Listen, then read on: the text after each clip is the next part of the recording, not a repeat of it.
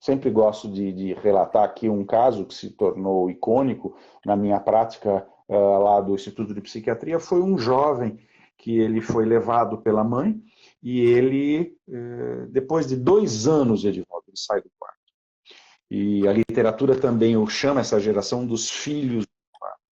E esse jovem chega, senta na minha frente com o cabelo todo, né, despenteado, sem corte, sem nada, e a mãe fala, olha, doutor, ele está vindo aqui porque eu concordei em dar um novo teclado para ele. E eu falei, dona Maria, deixa eu entender uma coisa, quanto tempo seu filho fica conectado? Ela falou, doutor Cristiano, uma média de 55 horas. Como assim 55? Mas 55 horas, mas ao longo da semana, ela falou, o senhor não está entendendo, ele fica 55 horas ininterruptas. Mas, dona Maria, ele não se alimenta? Doutor Cristiano, acho que o senhor é surdo. Ela estava muito irritada, né? Coitada pela condição. Se meu filho fica 55 horas em frente à tela, é óbvio que ele não se alimenta. Mas, dona Maria, e ele vai ao banheiro? Doutor Cristiano, o senhor não é surdo, o senhor é surdo e burro. Né? Se uma pessoa fica sentada em frente ao computador 55 horas, é óbvio que ele não vai ao banheiro, doutor Cristiano, ele urina na calça. Dona Maria, e o número 2? Doutor Cristiano, ele evacua na calça. Com uma mão ele joga, para não perder os pontos, e com a outra ele tira a cueca suja de fezes e arremessa pela janela. Então, talvez você diga assim, Cristiano, mas isso são todos os casos? Felizmente não. Mas o que a gente percebe é que na medida em que as coisas vão se desenvolvendo, e toda essa tecnologia que adentra as nossas vidas, ela é tida como normal, para os novos tempos, eu creio, Edivaldo, que é aí que mora o perigo, porque nós não conseguimos ainda normatizar até onde deve ir essa tecnologia ou não. Então, eu sou muito da velha guarda. Eu me lembro que minhas filhas, tenho 2 meninas, né? 2 mulheres já, duas adultas, e elas sempre pediam para mim, pai, eu quero dormir na casa da Carlinha, lá da escola. Eu falava, não. Mas, pai, isso é um absurdo. Todo mundo dorme na casa de todo mundo? Não, filha, não vai dormir. Eu não sei quem é a Carlinha, não sei quem é a mãe. Aí, depois de um tempo, não, porque a Maricotinha quer que eu durma na casa dela. Não, não conheço. Né? E eu sempre... E até que uma vez uma delas virou para mim e falou assim, pai, você sabe que você está criando um trauma na gente. Eu falei, sim, filha, eu sei. E depois eu pago terapia. Pode ficar absolutamente tranquila. Por que eu estou contando essa anedota? Porque me parece, Edivaldo, e a nossa sociedade, ela ficou com um horror de dar limites aos filhos. O não, ele não pode ser pronunciado. Eu tenho que ser amigo do meu filho o tempo todo, eu não posso frustrá-lo.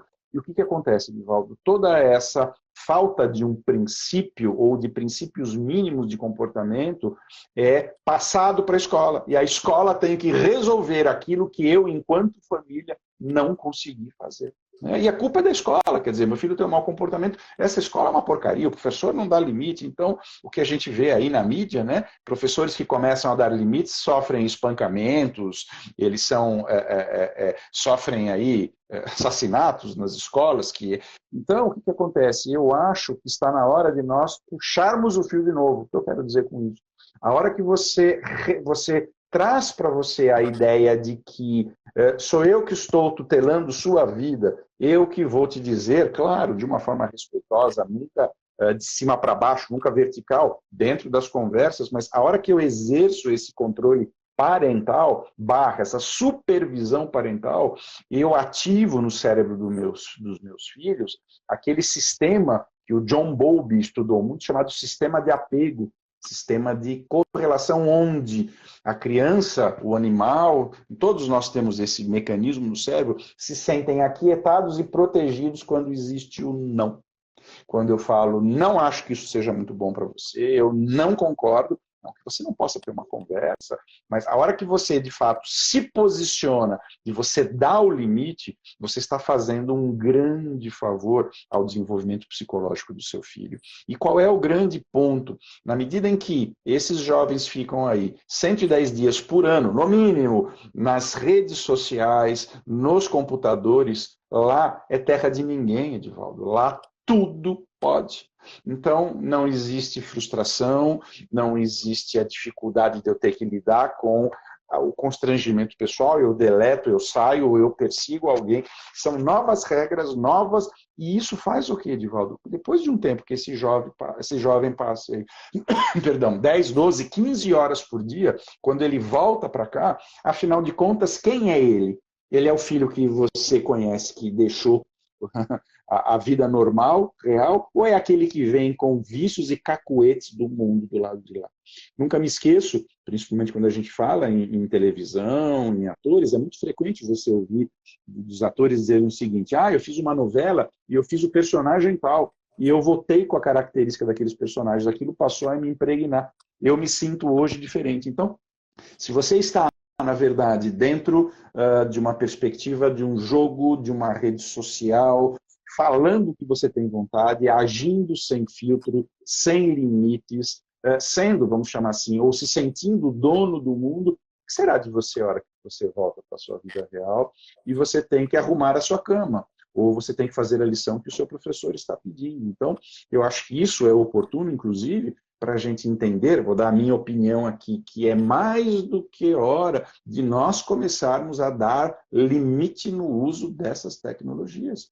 Não dá para eu simplesmente ficar lá entendendo que, já que eu não entendo, parece que os nossos filhos, os nossos jovens, eles estão sempre um passo adiante quando o tema são telas digitais. E cá entre nós, né, estão, porque eles têm muito mais destreza, habilidade, mas não é por isso que eu tenho o tempo todo que entender de uma forma equivocada que a tecnologia sempre estará completamente à frente dos quesitos, dos valores, das virtudes que eu tenho que estabelecer enquanto profissional, enquanto cuidador. Então, o que eu vou dizer é o seguinte: frustrem os filhos, se vocês desejam que eles se tornem pessoas melhores. E a frustração não é simplesmente se tornar permissivo, mas ensinar que existem regras a serem seguidas. E aí o que a Patrícia está falando, a ideia do limite, né?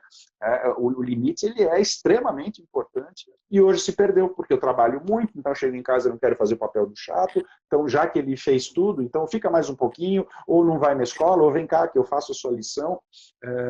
Eu acho que está na hora da gente repensar o nosso papel, porque do jeito que vai, eu acho que associado a essa tecnologia que não dá limite, que não dá, né, fazendo uma metáfora, a gente se recorda muito daquela analogia que Platão certa vez fez na caverna, onde ele dizia que sombras projetadas no fundo, a alegoria da caverna, sombras projetadas no fundo da caverna, vista por escravos que teriam crescido lá dentro, e seriam entendidas como a melhor descrição da realidade, até que esses escravos pudessem sair e ampliar o conhecimento. Então, a pergunta que eu faço para você é: qual é a diferença da caverna de Platão, dos escravos, da nossa sociedade hoje, que olha a internet, olha a perspectiva das redes sociais, da vida digital e entende que aquilo é a nova realidade, né? Será que esses jovens sabem que aquele jogo de matar, assassinar, atropelar, ele é apenas uma alegoria? Ou isso começa, de alguma maneira, a formatar exatamente essas perspectivas futuras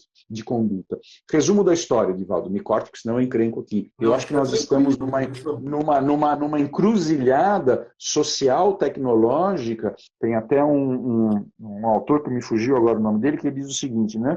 Nós temos sentimentos primitivos, ou sentimentos primitivos, uma sociedade moderna e uma tecnologia divina. Quer dizer, é como se esses diferentes níveis não conseguissem conversar entre eles, fazendo então com que, no fundo, a gente esteja, se você me permite aí uma metáfora, no mínimo, reflexiva, nós estamos aí guiando um veículo desgovernado, aonde qual será o dia de amanhã? Eu não sei, Edivaldo, eu não sei.